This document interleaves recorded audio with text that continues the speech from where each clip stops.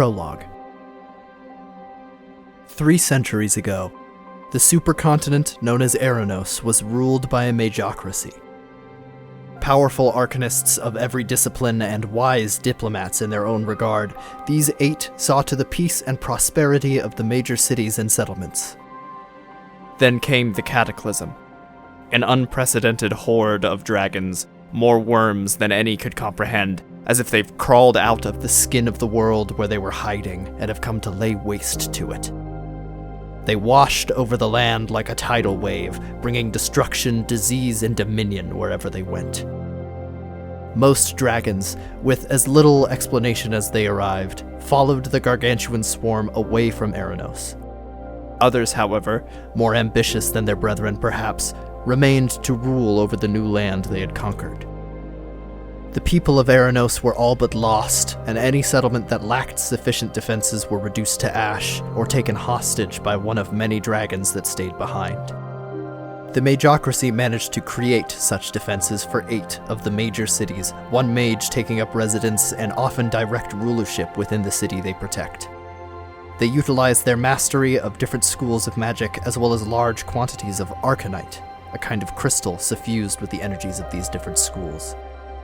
These cities were Ozatu, Visage, Chronalia, Syzygy, Ivace, Gorgonhaven, Cascade, and Feori.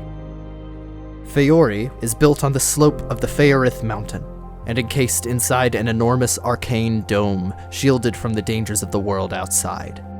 For 3 centuries, the inhabitants of Feori remained contently within the dome, a section of Feoran history known as the Seclusion. The mage that once ruled over Feori, Telikos, has long since passed and been replaced with the Telikos Council in his name. It is near the end of these 3 centuries of seclusion that the Wayrider Academy was founded, with the expressed purpose of training explorers to scout the supposed wasteland outside. They recruited 100 applicants, and over the course of a year of training whittled them down to 5 squadrons of 5 members. Several of the many heroes in our story found their start on this continent, in this city, among these applicants. Thus was the formation of Emergence Squadron. Part 1. Inciting Incidents. Ales Atheras is the 5th born of the richest human family in the city, owners and operators of the one and only Atheras Family Bank. They never quite fit in with their siblings, and had little interest in joining the family business. They spent their time cultivating plants, smoking said plants, enjoying what little nature remains within the city, and taking trips to the edge of the dome to gaze outside at the untamed wilderness beyond. They found a grotto, not far from the family estate, a sequestered clutch of trees and green grass, where they met Robert Softstone, known around town as Creepy Old Joe. The two quickly became friends, and soon enough Joe was teaching Alice about herbology, art, history, and eventually martial arts, as Joe was an accomplished monk. Alice seemed to have an affinity for Joe's teachings, and soon Alice was a talented combatant in their own right. One day, while exploring the city, Alice's call to heroism made itself apparent. A half-elven man in an alleyway, being accosted by an unknown assailant. What's going on? Like, I didn't want to do that, but he looked like he was about to fucking stab me, so... I'm, part of a more prestigious organization. He applied, did not get in, and was very upset about it. He kind of looks at you and is like, hey, and he reaches into his pouch and pulls out this sealed envelope, and he hands it to you. He's like, on a whim, if you're interested. The half-elf revealed himself to be the administrator for the new Wayriders Academy, a branch of the government that sought to explore the world outside the dome. Alice eagerly accepted this invitation. Emori Johndottir is the daughter of the human John Smith and half-orc Yvette Shadowhammer. Her father serves as a blacksmith for the city, and her mother was once a member of the Goldhelm Centurions, an elite force of city guards. She was also a member of the Silver Band, a sort of mercenary party within the city. Yvette died during a sting operation where she was scouting out a cult within Feori known as the Malmani. Ever since, Emori has been trying to follow in her mother's footsteps, to to take down the Malmani cult, training with a former member of the Silver Band. I imagine you found some kind of mentor? My mentor could be Mother's friend. Yes. Okay. Daniel Liongard. Daniel Liongard. Okay. Is he a human? It's a very human name. Yes. Okay. You're doing very well. You're proving a worthy opponent. After a second of not being worthy at all. Within the next 4 days after this training session that we saw, he offers you a spot to audition, essentially, to come try out to be part of the Centurions. And I assume you accept. Oh, yes. Brother Yorrik Laertes is a priest of the House of Silence, a church dedicated to the Lady Most Kind, the goddess of death. The House of Silence holds mass and takes confessions like most churches, but they also take on the responsibility of interring the dead of the city, ensuring their bodies are not afflicted with any curse or disease, and their souls may pass peacefully into the afterlife. Yorrik was taken into the House of Silence as an orphan after his parents were taken by a disease known as the Green Whisper. He was raised by the priests and staff. The incense-soaked halls and stacks of ancient knowledge were his stomping ground. Very studious and ambitious compared to most of his brethren, Yorrik spent a good deal of time within the Iron Archives, the largest connection of knowledge and tomes within the city. While studying, Yorrik was drawn through the stacks of the archive by a strange whispering that seemed only audible to himself.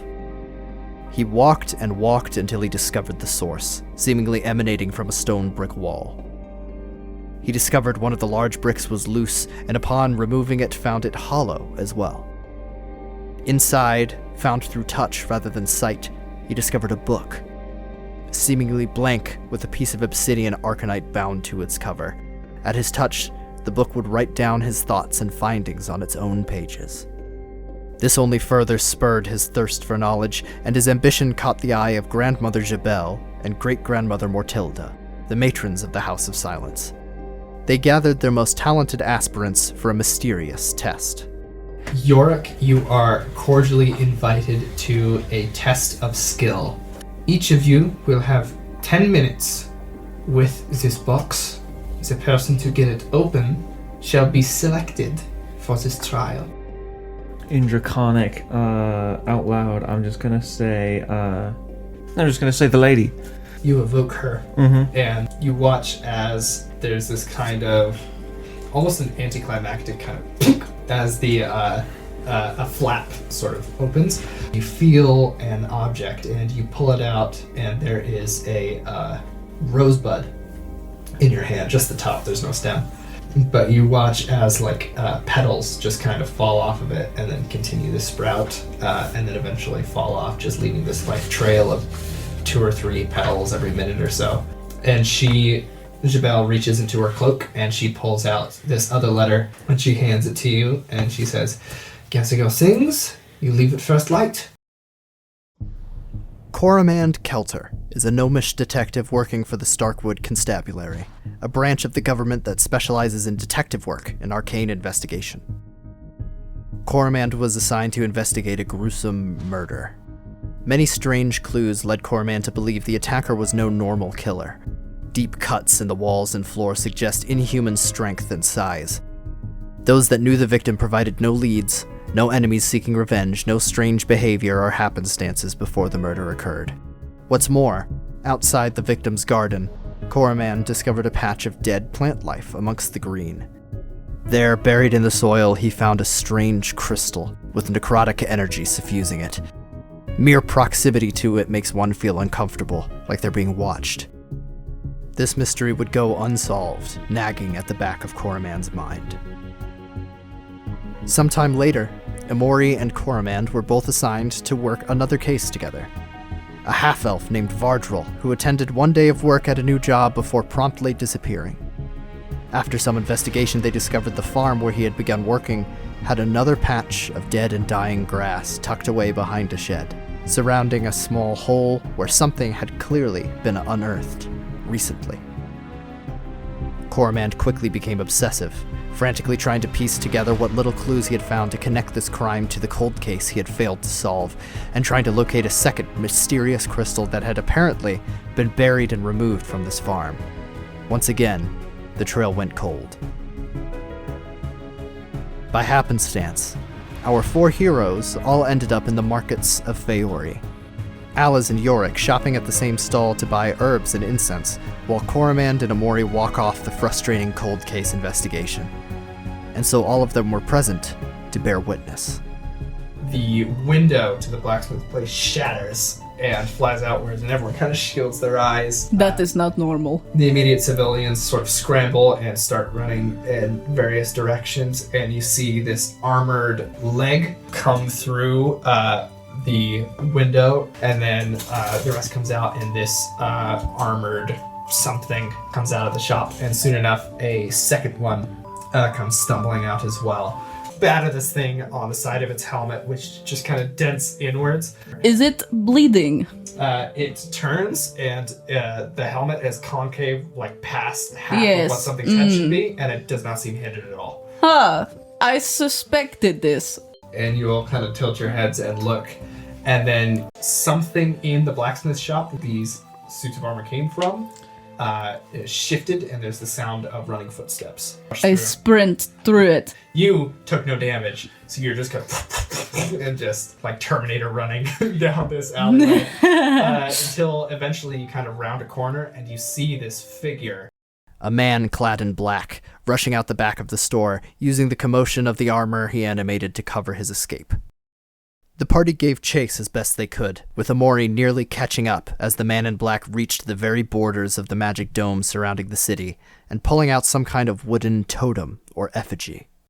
Halt! In the name of the law! You sort of reach your hand out. He takes a step forward, and with like this shower of sparks that perfectly outlines his figure, he just kind of and passes straight through. Do I have enough time to stop, or am I going? I'm a like beast. skid, and your hands press against the edge of the dome. Turns and looks at you. Whatever he's holding in his hand, it's kind of cylindrical with some angles, maybe like a rectangular prism that's rounded on the ends. It's like solid black. It's got stuff carved into it before turning and just kind of walking further down the mountain. Hey you! I'll find you! You villain! With the culprit gone, the party was taken in by the Starkwood Constabulary for interrogation. Roderick, the half-elf whom Ales had saved, was called in as well. They asked him if the totem the man in black had used had anything to do with the methods the Wayriders intended to use to leave the city.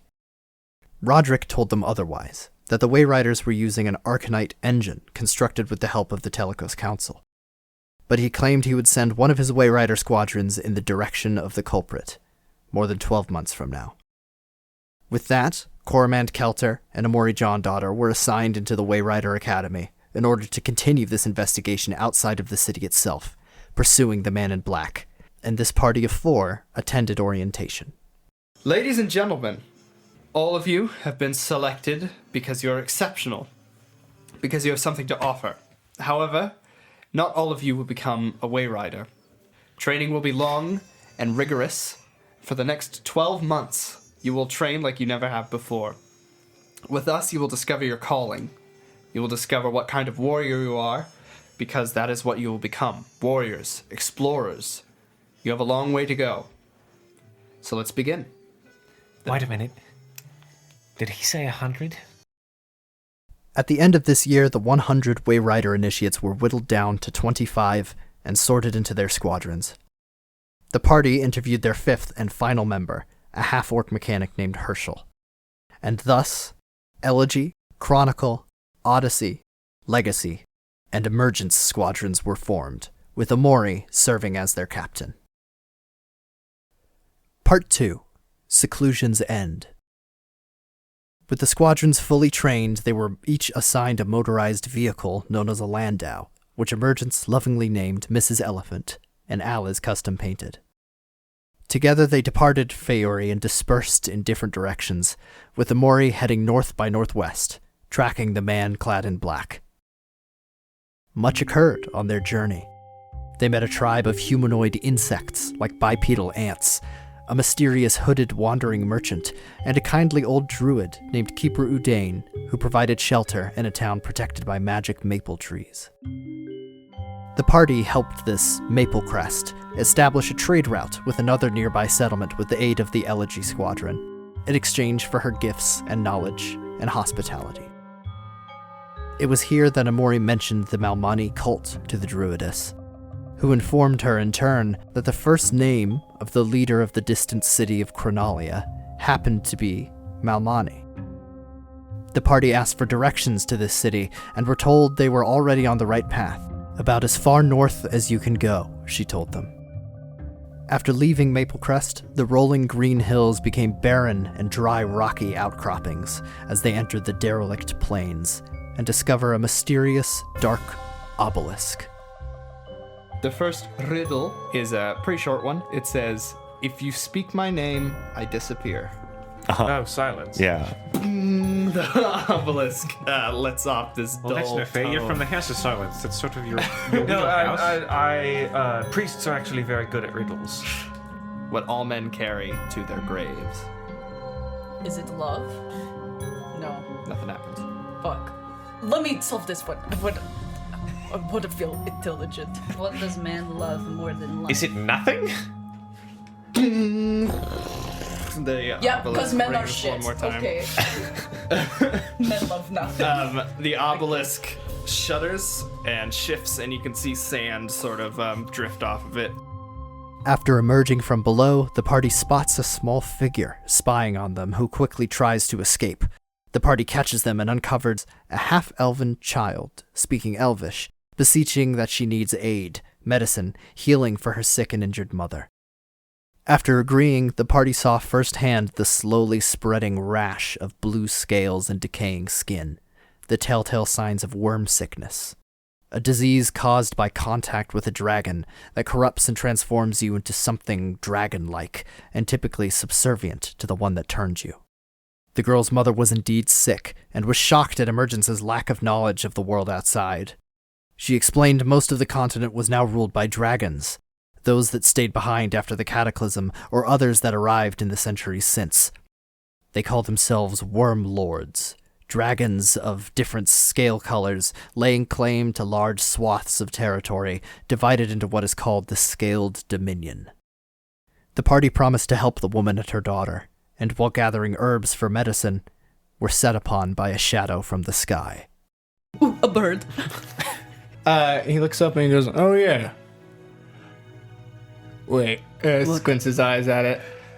And he's like, y'all? And the little girl sort of looks up from holding the bottle and looks over. And she squints her eyes as well. Drakel, hide.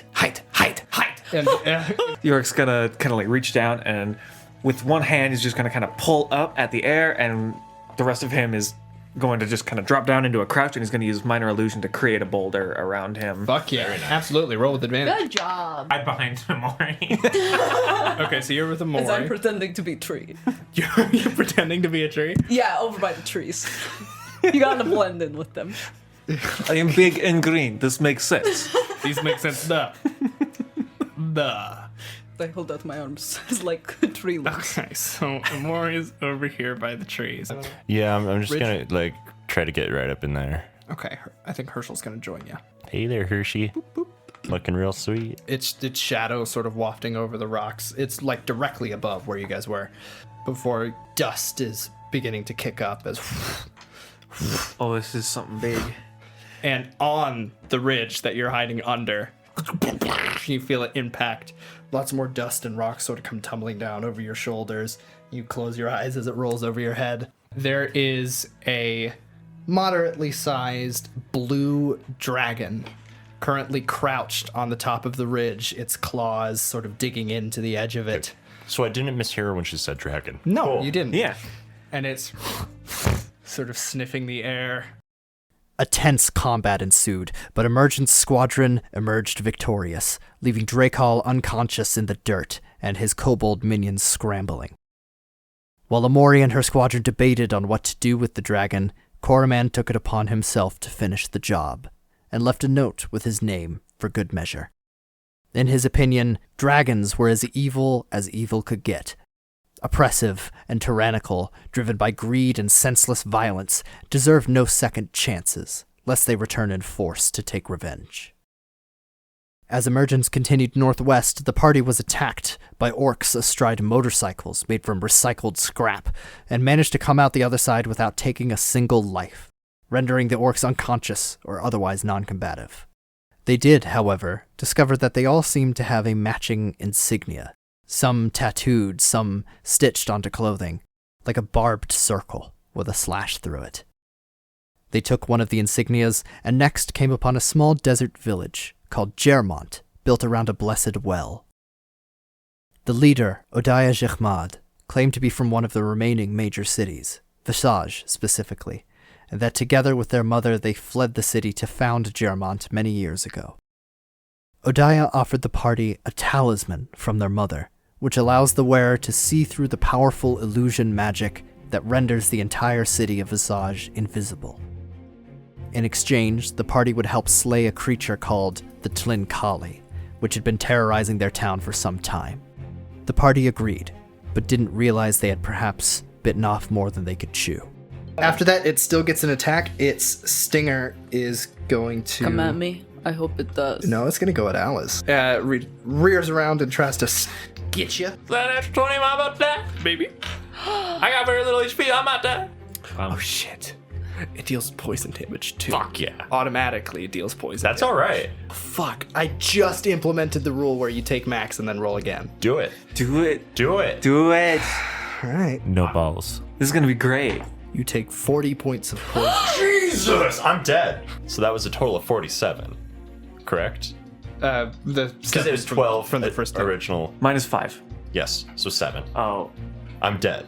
Straight up dead. You watch as the stinger pierces into Alice's side, and he just convulses, and his you hear his spine like actually crack as it arches, and he tumbles to the ground. Damn. See, for Chenoa. We out of combat. You are out of combat. I rush over to Alice. Yeah, same. I get over there and I Alice? start casting Gentle Repose. Alice, are you okay? Like the baseball, like getting to the You, base, like slide, get there, and I like Your hands on him. grab him, and I do have like Joel Giltane, I need you to hear me right now. This boy is not going to die. I sit him up a little bit and like kind of hold him. No, his head needs to be on the ground right now. Oh, I'm sorry. Is he gonna be okay? So he's dead. Yorrik used his magic to keep Alice's body preserved, and their soul bound to the material plane for a resurrection ceremony, something considered taboo by the House of Silence. The party defeated the Tlinkali and rushed to complete their deal with Odaya, and reach someone in Visage that could hopefully bring back their fallen friend.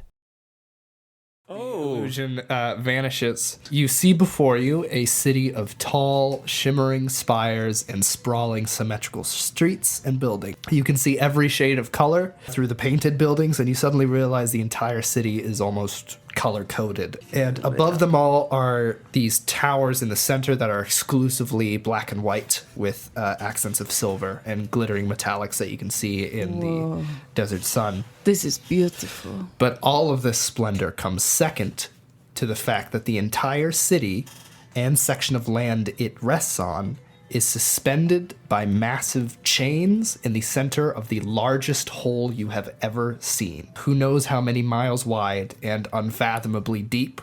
You immediately realize that if someone didn't have access to an amulet, like you guys did, and were looking for the city, they would probably find themselves falling in, as there is no obvious bridge or gate or any way across it that you can see. Once escorted inside the city, the party searched for someone capable of bringing Alice back, and found Deacon Guara Dondara, a priest of Girez the Smith, who agreed to attempt the ritual. All of Alice's squadron gave a few words at the ceremony, but when the moment came, Alice did not wake. That's a 5. So, I don't know what I think we just burned a bunch of money. he does one final swirl with his hands and opens with his palms flattened outward, and you can see his palms and forearms have been like blackened by soot. And he brings his palms out, and a bunch of sparks and cinders almost fly out of the forge and just sort of swirl in the air until they hang there like stars. Oh. No? I think I might be done, dude. What? There's a... This pale woman sort of reaches her hand out, and you see now she is like larger than you expected as she continues to like grow closer. And I think this is Jacques-Attain, dog. if it's like, what? You can't. Don't leave me in here. Don't leave me in here. There's nothing I can. I don't know if I have a choice. And the Lady Most Kind takes your hand. I'm so sorry.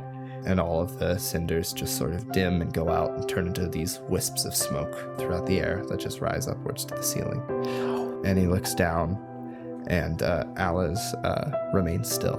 It didn't work.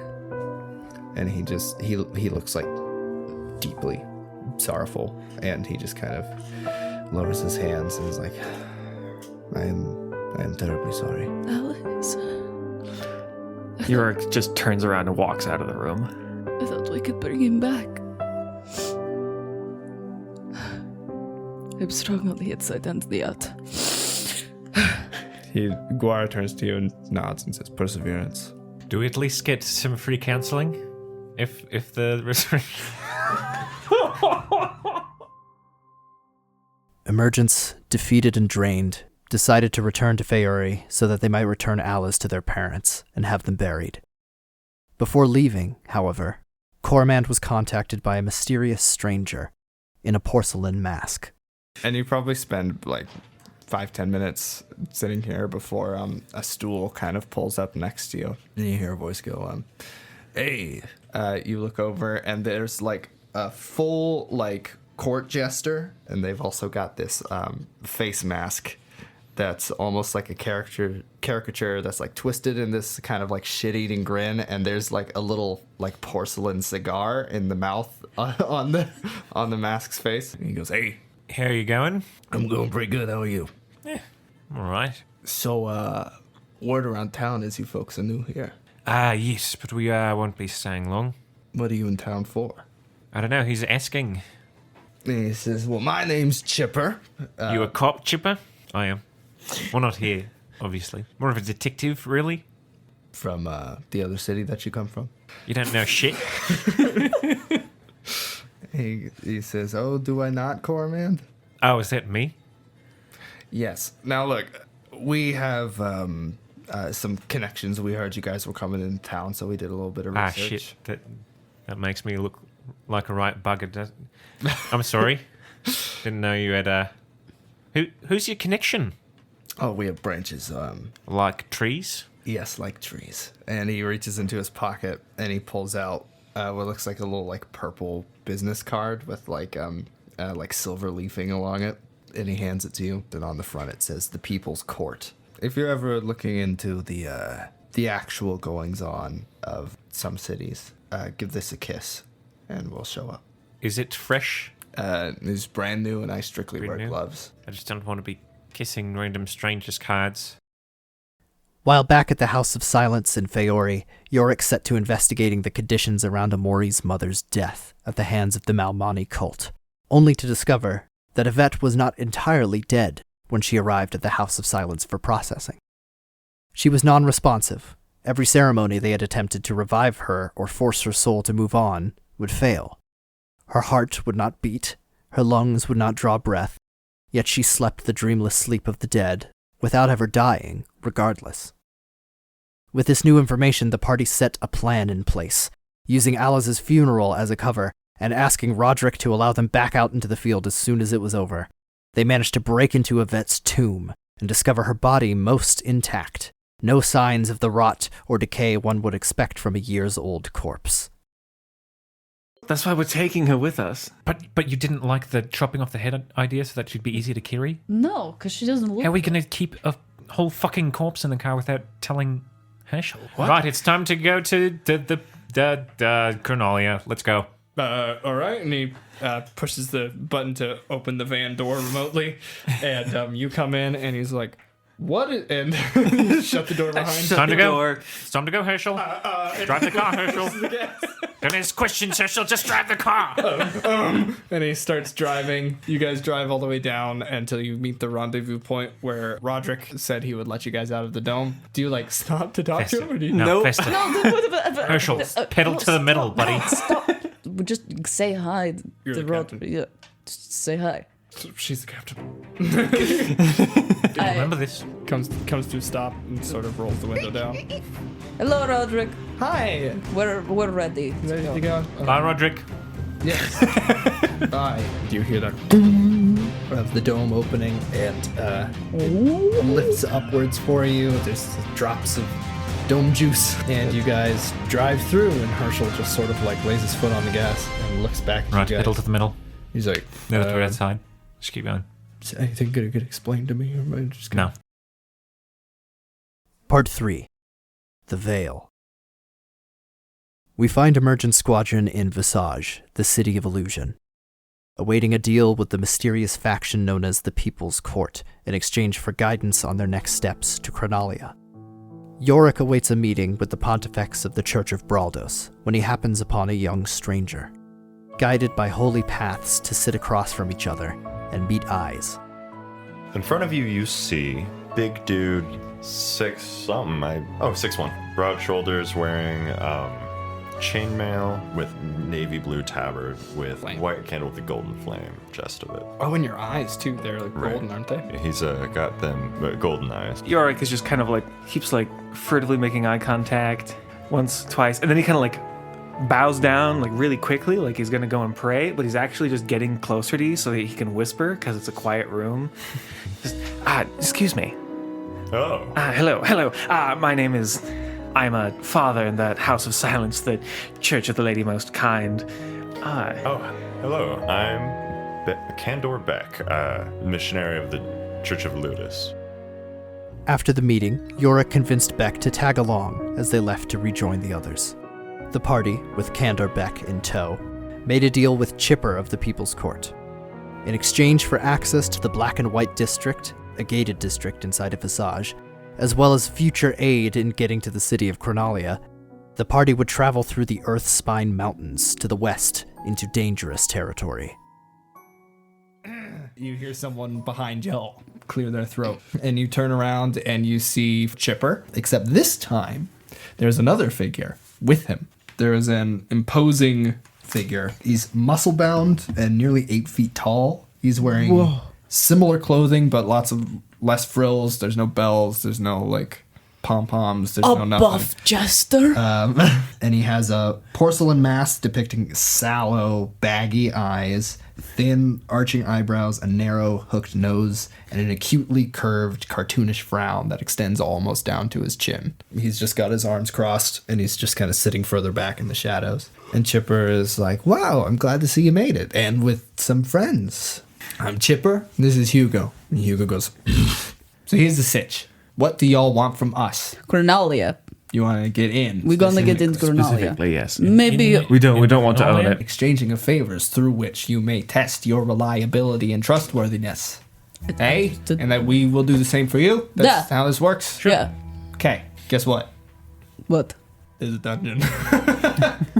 There's a dungeon. Roll credits. I'm aware of the existence The dungeon. of dungeons. Yes, there's one somewhat nearby. It's a few days' travel outside of Visage. You got to get on the other side of the mountains. Outside the mountains. You be careful because it's orc territory. When I say orc territory, I mean hundreds.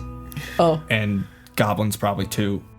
The party agreed, and just outside of Visage, were confronted by Elegy Squadron. So you all drive your way on back in the direction of Jeremont, and you actually see on this hill in front of you a bit of reflecting metal. And as you loom closer, you recognize the paint job of Elegy Squadron. Ours, but better. Their landau. And it actually looks like they were heading in the direction of Visage, or whether or not they knew that they could fall into a pit in doing so. You're unsure. You park Mr. Elephant, and about 10 yards away, they park their landau. People begin exiting. You see Persephone Morn Song, the snow leopard patterned tabaxi with bright sort of lime green, almost like tennis ball-like eyes, in the usual House of Silence garb with the sort of powdered paint worked into her fur. Privyet. Good evening. Persephone steps forward. Well, I'll be frank. They asked us to search the land out. Well, we will be gladly to tell you that she is in there. Gonna save you the trouble. Okay, so you bring her around and open the door. Like, you can see that she obviously does not look like she's been dead for 3 years. Body has sustained herself. She pulls back the blanket covering Yvette. Is Foible still on Yvette's chest? Yeah. Okay. Absolutely. No, he like looks up and just goes, and then he flops over and pretends to die. Well, she lays the blanket back over Yvette. Says, I suppose my question now is, what are you planning to do with this Reconnect book? her. You have 2 days, and then I tell Roderick, and only Roderick. All right. I will ask him to keep it secret. Having come to an agreement, Emergence pushed onward on their quest and delved into the mountains. One night spent in the craggy mesa valleys of the Earth Spine, the party found themselves subject to an ambush by firelight. A pack of goblins with cunning traps and dangerous tactics proved a difficult threat, but no match for Emergent Squadron. They discovered the goblins were tattooed or branded with the same barbed and slashed circle as the orcs they had encountered outside of Jeremont. After arduous travel in dangerous terrain, Emergence found themselves at the entrance to a strange, arcane, and mechanical dungeon that seemed designed to alter itself based on those that enter its depths. Waiting within were challenges of might and mind, with terrible mechanized spiders, soldiers, and a terrifying clockwork cyclops. Crystals embedded within them that allowed the automatons to repair themselves and combine their damaged pieces into more dangerous foes. My last attack. Since when have you been Catholic? I'm not. 21 to hit. That is. 13 That's points. what happens of damage. when you're Catholic. How do you but kill it? not. I'm gonna take a deep breath. I'm so over fighting things made of metal. And I'm just going to bang, bang his knees down until he just collapses in on himself and smashing him. And it just like bends inward like a tin can, and he crumples to the ground until eventually you are absolutely certain it stopped moving and the central eye just powers down. All right. Is this the last room, or what do you... Beck drops his ass and falls on his back. I sit down. Yeah, everyone just kind of collectively like Yorrik pulls out down. I feel healer's great. tools and starts like bandaging everyone up. And the Fucking Zelda. Cyclops, which you kind of like in your fury beat it from onto its stomach, you start hitting its shoulder and rolled on its back, and then you got like one on its neck, and it just and shut down. Its chest goes and begins to open and slide back, and there you see lying inside a book, an old but not like tarnished looking like leather-bound journal with the symbol of the god of temperance stamped right on the front. Oh! Victorious, the party departed the dungeon, making sure to snag one of the large crystals that repairs constructs for future use. After returning with their goal in hand, Chipper gave them access to the black and white district of Visage, where governmental and vital civic duties are undertaken.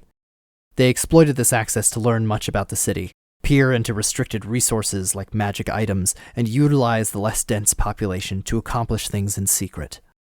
Yorrik, for one, attempted to perform a ritual to open a dark door and pull something through. So are you going to practice a spell on me? Do I need to lay down? I'm not going to do it on you. As we like go through like the broken door and I like pat up like an illusion in front of it. And, this is Henrietta, by the way. A chicken? Yes. You're not going to kill the chicken, though. Foible over here. So the main Oh. yeah. The chicken just died. I was like, damn, that was quick. Foible's been teaching the chicken to play dead. Doing it really well. This is a test. Okay. It's just I want you to be here because, well, here it goes. Yorik's mage hand and slams the door to the room of this like kind of like retrofitted like Jolgiltane temple. There's a bunch of like incense around the room. Henrietta is in the center of the room. Are you gonna kill me? No. And grabs Henrietta and then turns violet. Oh. And she dies. I just saw that, yep. I've been working on this. I really thought that they were going to bring him back. They failed us. The problem is that they were using the wrong gods, and they don't understand. I've discovered so many things about the interactions between divine and arcane magic. I think that I'm really cracking something open here. Mage Hand comes up and opens up Yorik's spellbook, and the pages start flitting on their own as he takes out the dagger that he took from Alice and cuts Henrietta's head off. This is cool. Takes some of her blood and begins to mark the doorway around the door that he's locked. The issue is that they were asking their god to intercede, but I don't even need to speak with her. I know where the door is, and that's why I couldn't let them bury all of him. Holds up the vial, and I think at this point you can probably see that there are 3 small, like, solid shapes within whatever ooze is in there.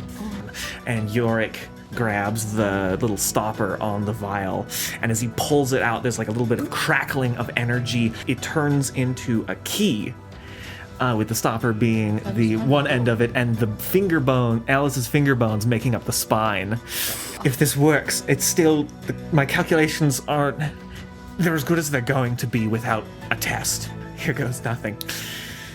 You hold the key aloft until you blink, and before you see a door. You see this black door with an onyx handle and a keyhole in front of you.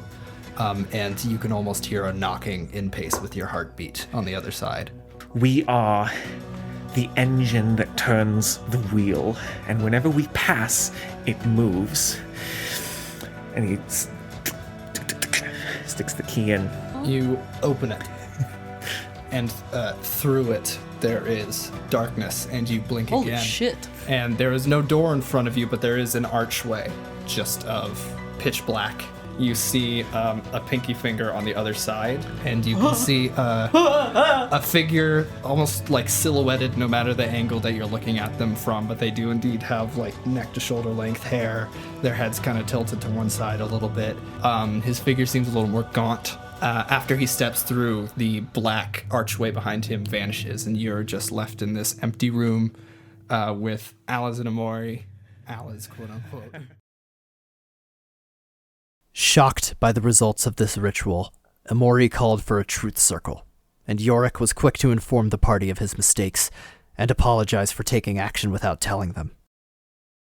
During this circle, Herschel was also pressured into confessing several secrets. Would anybody else like to speak on the matter? Turns to Herschel. Herschel, would you like to speak? I hand him the hammer. I'll give you a chance. But wait, we didn't get to do the closing circle. There's a what? We say a secret and then we close and then that's it. I think we kind of got my secret. I roll my eyes. You want another secret? I nod. Okay. I know that you're lying to us, Herschel. Holy shit. And I throw the hammer down in the middle of the circle. Wait, what are you trying to do with my soul there, bud? Right. Would that hurt Herschel? I don't. Yorrik? I want to know what you're doing. I want to know why it meant that you were happy when we fought Tlinkali, and why you weren't there when we fought Tlinkali. And who you're giving notes on our abilities to. He's like, right, when Fleur was in my stuff, right? And you don't fucking know things. It wasn't even Fleur. It was you. No. By the people who I work for. Who do you work for? They're known as the Prophetic Monastery. That's just the right amount of dumb It to sounds sound like like a the real truth. thing. I don't know what it is though. There were old roots before the dome, before the dragons. So wait, are we some sort of like Destiny heroes of legend thing? Not necessarily, Oh, no. fuck. Thank God. But that's the idea. I'm gonna guess it's a lot of pressure. Wait, yes or no? No. That's the idea. No, not now. No. Not now, but Not maybe. now. Maybe someday. While digesting this information and working toward trusting Herschel again, the People's Court followed up on their promise to help the party get into Cronalia via another representative. A bespectacled human calling himself Bookie, holding the key that would allow them through Cronalia's defenses, as well as many notes on the Scaled Dominion and the 8 cities for the party to peruse. Amongst this knowledge, they learned that a large northern portion of the continent, known as the Kodkon Tundra, is unclaimed by any dragon's domain, at least publicly. However, any dragon that has attempted to lay claim to this territory in the past has gone mysteriously missing.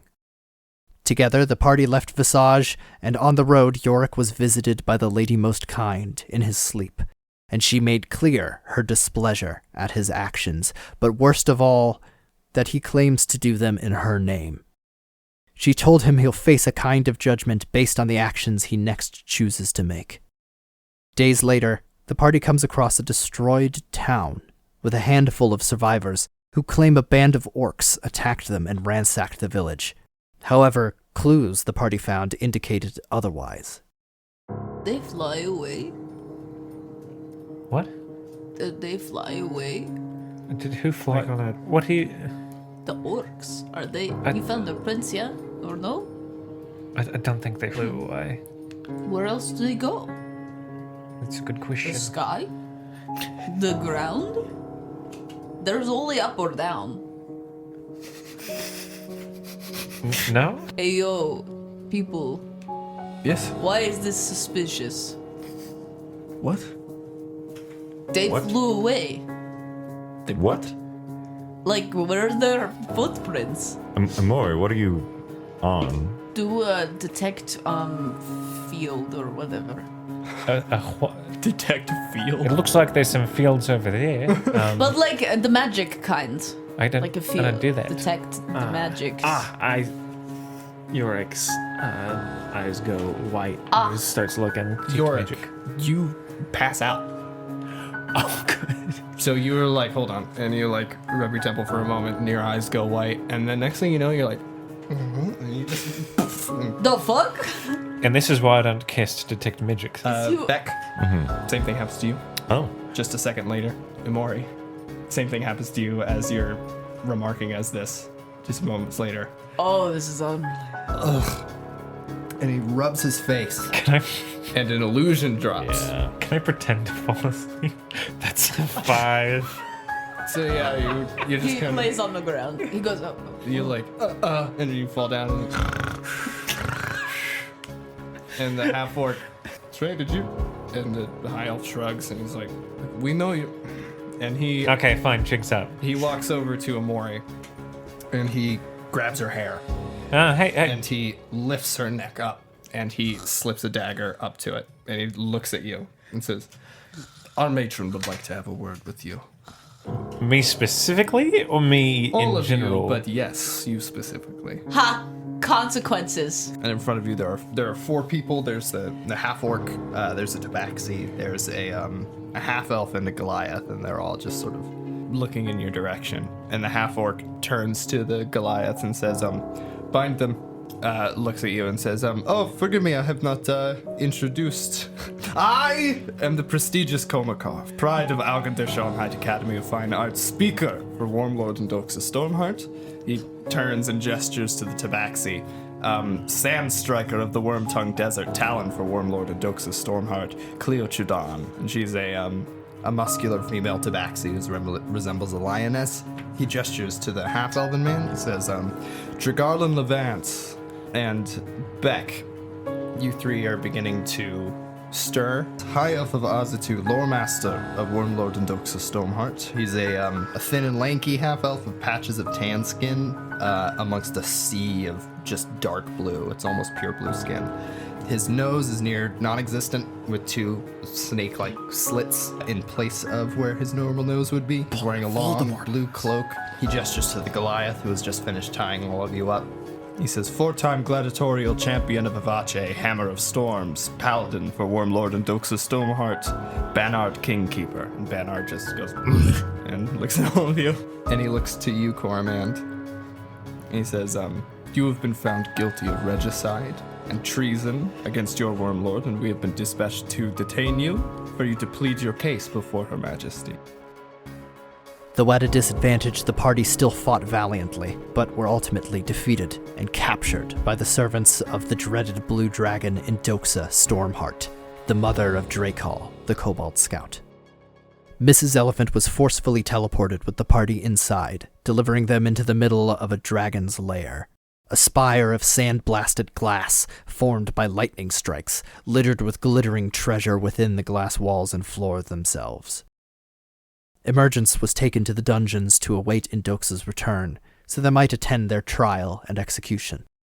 But with some well-placed charms by Beck, they managed to snag the keys and escape deeper into the lair's depths, reaching Indoxa's empty personal chambers to rest and plan their next steps.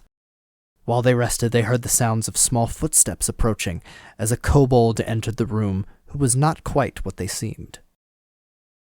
You hear the footsteps grow closer and closer until they reverberate in the room, and you see a little blue kobold with these like bright icy blue eyes sort of walk in, and he's holding a little spear, and he sort of gives a look around in the chamber, and then he looks in the direction of the horde, and you're not sure if he's looking at you or looking at the horde, and he takes his spear and he slings it over his back. And then he seems to shake, almost like a dog getting out of water, and you watch as all of his scales change color from a blue to this sort of shimmering, like, brass coloration. He's still a kobold, though, still just a little guy. Hello! What's he speaking is he a in? fucking clown? He's speaking common. Hello? Hi, I can see you. Are you with Indoxa? No. Thank God. Now, I can help you. Indoxa will be back soon. I couldn't keep her distracted for long. So wait, are you some kind of dragon resistance? I'm a dragon resisting this one. Yes. So you're just fucking up this dragon for your own fun. Personal Yes. thing? That sounds like really fun because You she's hear a huge like bitch. like vengeance lust in this Yes. dragon's voice. Yes. If you want to fight, which I have made preparations for, I can try to keep Indoxa distracted. Cool. Can we get out without fighting? We're gonna have to make a break for it. So it's either leaving the Landau Das dragon. behind is the greatest chance of us exiting here without getting in some kind of fight. Or if you think you could stall them and keep me protected, I can try to activate that teleportation circle and get us out of here. That seems very much something But we I can won't do. be able to keep Indoxa off of you. His blue scales turned a shimmering metallic brass, and he told them he was in fact another dragon, one who has had their sights set on Indoxa for a while and offered his aid in escaping. His name was Fiangayet the Just. Together they made a plan, with their brass friend turning blue once more and attempting to subtly create another teleportation circle around Mrs. Elephant. When the time was right, the party made a break for it.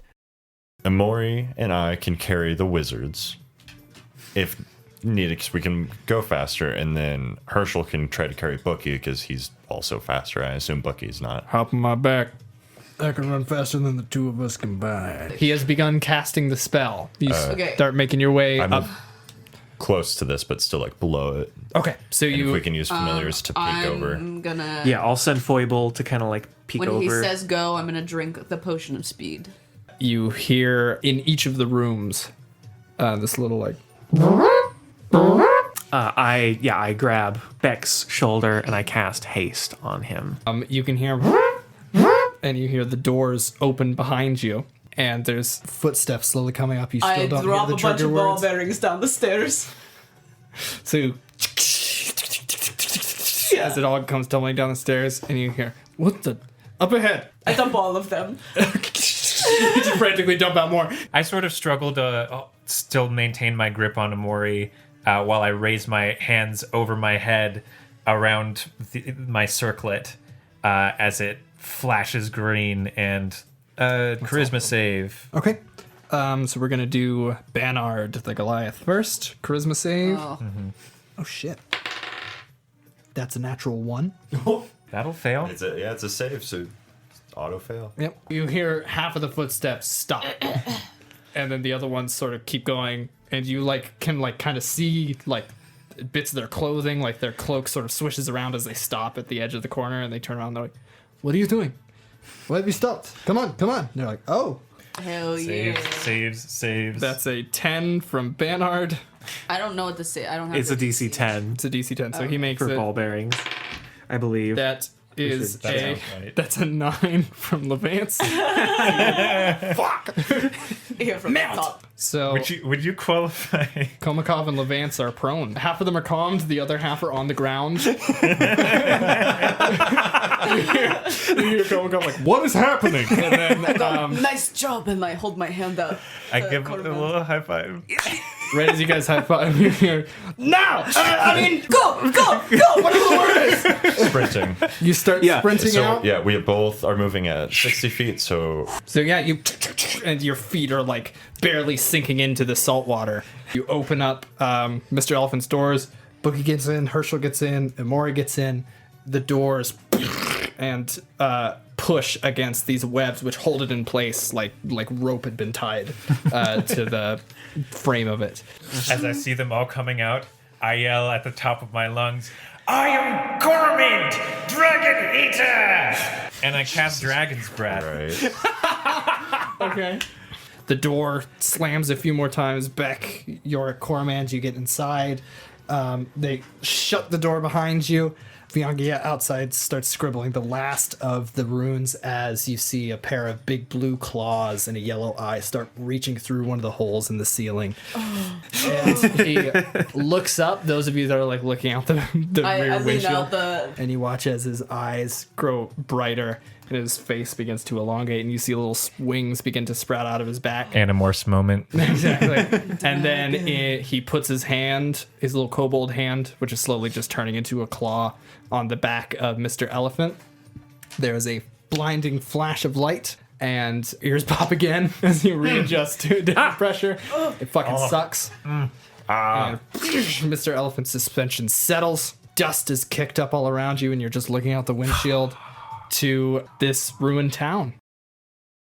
Once they had escaped, Viangia transformed into his true shape and helped deliver the party northward until they reached the mysterious border, which Viangia refused to cross, lest he anger the mysterious force keeping dragons out of the area. Emergence must continue onward alone. Trading the Badlands for snow-covered tundra, thickets of evergreens, and vast, picturesque mountains, the party were pulled astray from their course toward Cronalia as Yorrik and Beck felt a mysterious pull from within themselves, leading to a building they could just see within a pocket of woods. They investigated to discover a small settlement with a large black chapel and a dwarven priest named Grandfather Saxon about to deliver mass. Grandfather Saxon approaches the podium and begins to speak. He says, "Grandchildren, today of all days is a blessed one. Now when I say this, you might try to remember the date, wonder if it's a holiday, an anniversary, or the Sabbath. But I tell you now, today of all days is a blessed one because unlike an anniversary or holiday, today is absolutely ordinary. And if there's one thing my faith has taught me, it's that ordinary things bring the most peculiar happenings. In my morning prayers, I sensed the winds of chance would guide something new to the borders of our sacred town, and alas, I sensed correctly. I see some new faces in our blessed community." And he leans up and he gestures back to the very back. Put me down. To all of you guys, to save those immortal souls, to aid in the lady's mission, and guide the souls of the innocent through the last door. And there's like a moment of poignant silence. "Would Variah come up here, please?" And the crowd seems to part, and you see this young woman, maybe in her early 20s. She's got the face paint on. Yorrik, this would be like a daughter of the church. Grandfather Saxon just holds his hand out and then helps her up onto the pulpit. "Now, Daughter Variah has been with us little more than a year, but she has shown such a devotion to the understanding of the last door, such a drive for finding the lady's guidance. I think it's time for her to be saved. As we all were saved in the baptism of Kerubiel's embrace. Should she not?" And everyone says amen and shouts, looks to Variah, says, "Are you ready?"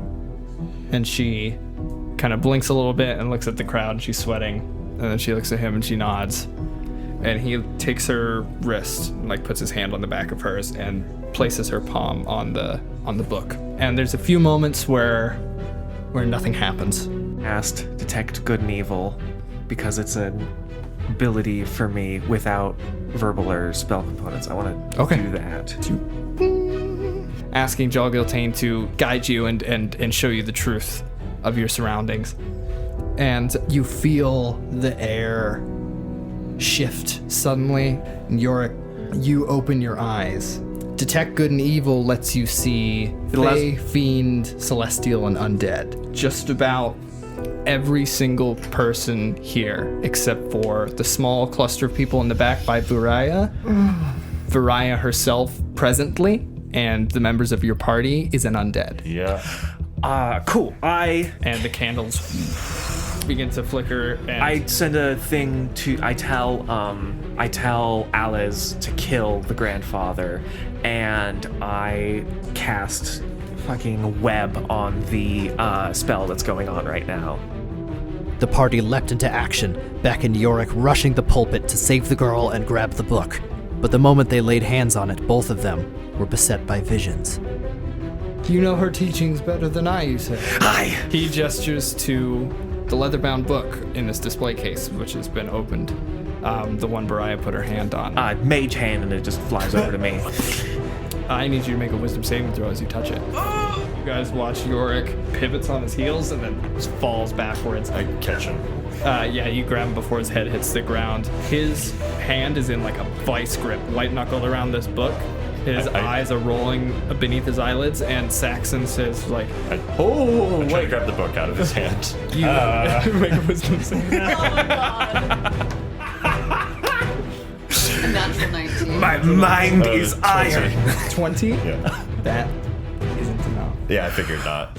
Both of you, as soon as you come in contact with the book, you lose your grip on this moment. All context for where you are and how you got here is gone. You are standing on top of a mountain. It is cold. It's frigid. There are standing stones at the peak of this mountain, engraved on all sides, and you can see dark smears of frozen blood smeared across cold stone. You seem to blink, and a woman is there. She's tall. She's got raven black hair that's tied into these like two buns set on top of each other on the back of her head. She's got this like half kind of breastplate with like a purple cape that's been buttoned up in the back. And she is holding the book that you were both just holding. She is writing in this book, and some time passes. She spends maybe a day or two up here, and it is cold. She seems to magically be able to produce heat and sustenance for herself. Eventually, one day, she finds herself meditating in the center. She sits there in meditation for several hours, what you know to be, though it passes in an instant, until she wakes up and screams, an echoing, blood-curdling scream. She pants, and she backs away, almost horrified by the standing stones themselves. You hear Yorrik in a familiar voice. Jolgiltane seemed to recite what she was writing down. She said, "I have foreseen it, the end of things, the coming of a great darkness to swallow all. I can only find solace in the knowledge that it will not arrive in my lifetime, and I pity the immortal souls of those who find themselves in its wake, for they shall find no salvation. I shall be unable to help them."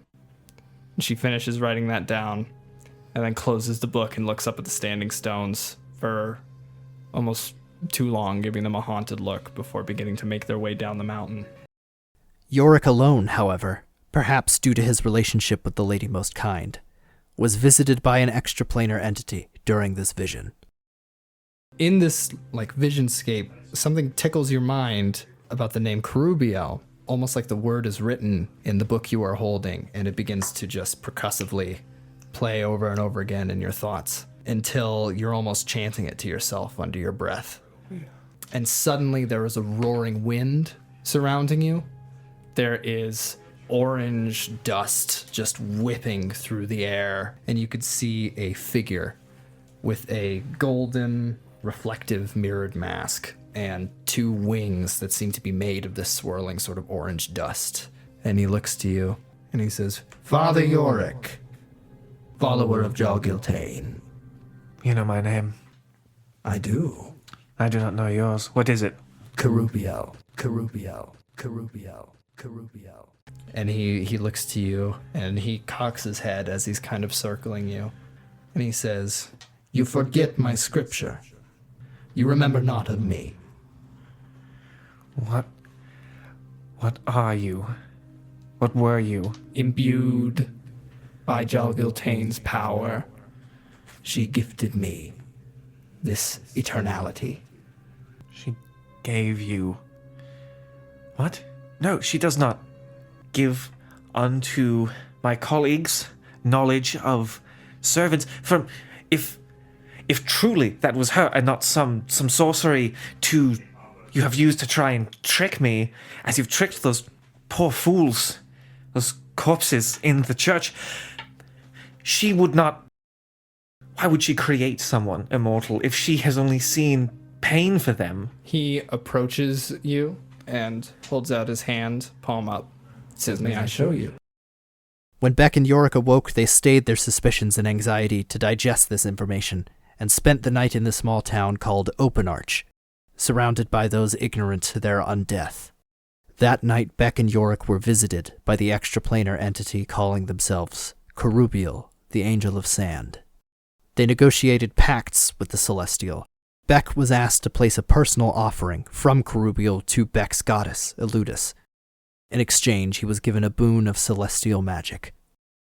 Yorrik was asked to translate and cast a complicated arcane ritual, and as payment, the angel gave Yorrik the chance to speak to an old friend.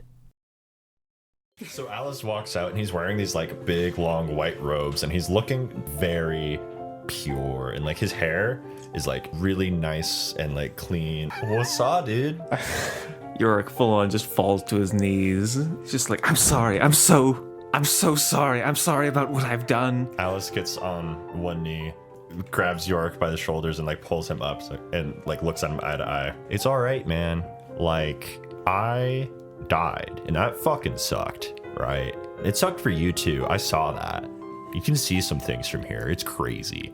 But I think you just kind of need to move on, bro. I saw, Yvette was there. I talked to her. You saw her? Yvette her soul is in that liminal space and it's been there for years. Where we are right now, this is where she is. All right. So like, Mount Monty is this weird cult. It was like a gang that they start like kidnapping and killing people. That's like a new thing for them, right? So Yvette was part of this like gang, this crew like we were, I'm dead.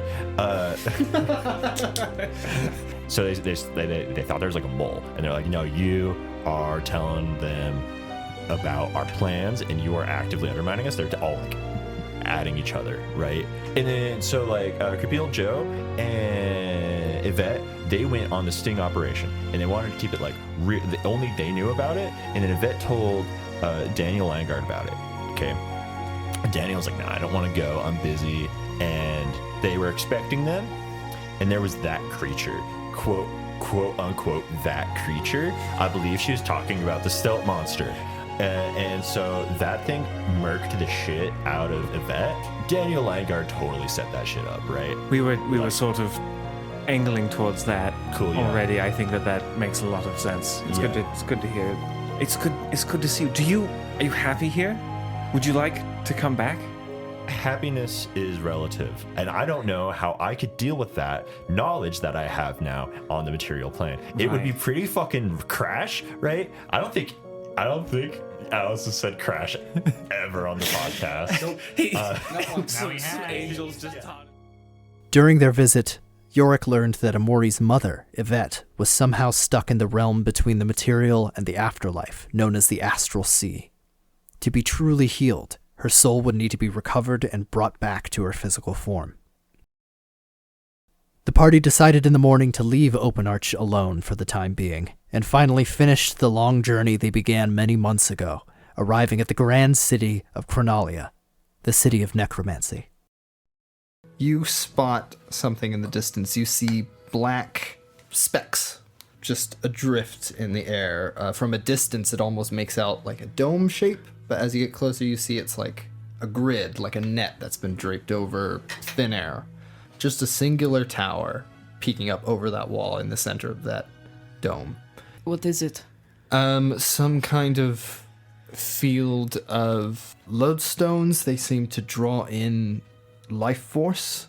They'll sort of sap the energy out of you as you get close. That's but of course, with really- this, and he pats the talisman on his chest. He's like, grab my shoulders or my arms. Well, as we're passing through, we should all be fine. Okay. I was going to ask if we had to hold hands or something. That would work too. We could hold hands. Well, one of us has to drive. I'll drive. We'll hold hands and then we'll touch each end of the circle. We'll touch your shoulders. Okay, someone massage me. Beck's massaging Emori. Herschel puts his hand on Beck's shoulder. He says, brace, and there's no kind of impact or anything, but you move beneath the shadows of these orbiting specks. And now that this is a grid of levitating black crystals, about 25 or so feet apart, all 8-sided and catching sunlight like dark, smoky quartz. It looks familiar but larger than something you have put in evidence before. It looks like a bigger version of that crystal that we found during the cold case. Wait, what? It is now you see that Chronalia is built in some kind of quarry. It's about 150-foot walls that have just been dug down into the earth, revealing in the center of the city the skull of what looks like a long-deceased giant.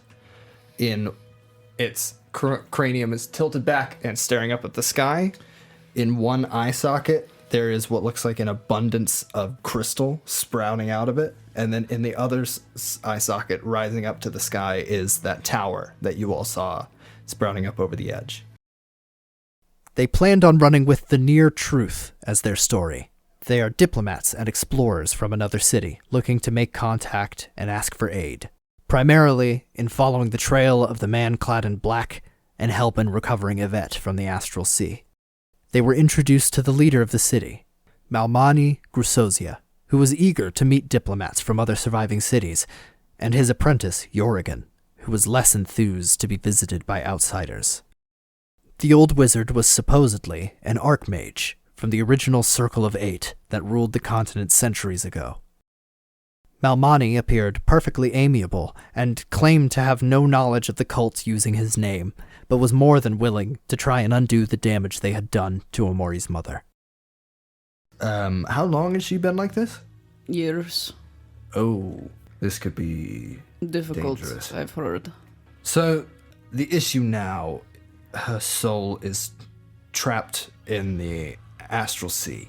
Time in the Astral Sea is complicated. It is likely your mother will undergo some sort of shift when she returns, as her soul has aged more than her physical form, which is not supposed to happen. I can attempt to remove the curse remotely. The alternative, we send someone, or you, to retrieve her soul. Give me until tomorrow. I shall make the preparations we need to show you a plan, and should you all agree or have things to contribute, we can do so then. All right. Yes? That sounds good. Let's make it 2 p.m. Okay. back here at the socket tower. Hopefully we can make some progress. Duh. Thank you. The next day, after some rest and preparations, Malmani invited the party up to the socket spire, where he briefed them on their journey into the Astral Sea. Whenever you're ready, Should we hold hands? take a seat on one of these chairs. We'll hold hands, okay. I guess it. Beck's gonna pull out the candle that Angel Boy gave him. Yeah. And just mutter a quick prayer. Okay. And then sits down and gets ready. You pray to it for a moment. Yorrik also lays down on one of those chairs, clutches his staff over his chest, and closes his eyes. He says, I will have you all close your eyes as I begin the ritual. Just relax your body everything should be fine. Please keep your hands and feet inside the vehicle at all times. On the backs of your eyelids, the hanging like chandelier light in the center of this room seems to get dimmer and dimmer and dimmer on the outside of your eyelids until all you can see is the sort of miasma static that you get right before you're about to fall asleep. Until you realize your eyes aren't closed. They are open, and around you is this void of shifting clouds of color and distant points of light and silver threads stretching out across the horizon, and one extending from each of you from the center of your chest. You now see your form almost outlined in silver against the black expanse around you. With the ritual complete, Emergence Squadron and the Wizard's Apprentice Yorrik and Alder arrive, floating in the inky iridescence of the astral sea. After gaining their bearings and establishing a direction as best they could, the search began through the astral space to find Emori's mother. Passing pools of swirling color and showers of crystals, encountering dangers lurking in the darkness, the party and their guides sail through the timeless expanse until they finally arrive at an asteroid topped with an oversized but unmistakable Centurion's helmet. Inside, a mother and daughter have their reunion after 4 years of waiting. Shaken by her time in the astral, relieved to see her daughter once more, Yvette is eager to escape back to the mortal world, but just when the party looks to their guide to cast the necessary spell to escape, he is nowhere to be found. They scramble to search for him and only find him too late. You see perched on top of the helmet, on the very, very top. And you start to move up there, and you see he has a piece of chalk, and he has just finished a circle. He taps his staff on the ground, and an array of sparks, multicolored, changing sparks, goes whoosh, and sprays upwards like fireworks that never burst. They just keep streaming around and whistling. What are you doing? And the circle chalk ignites before fading into dust and being carried away in the astral current, and Yorgen is teleported away. Trapped in the astral sea without their guide, the signal flare cast by Yorgen began to attract creatures lurking nearby, and our heroes scrambled to find an escape. Yorrik and Korimand began working on a jury-rigged ritual to get them back to the material plane, while Beck, Emori, and Yvette fended off Star Lancers and puppeteer parasites. Yorrik, with Arcana guided by the Divine, put his life on the line to create an escape for his friends.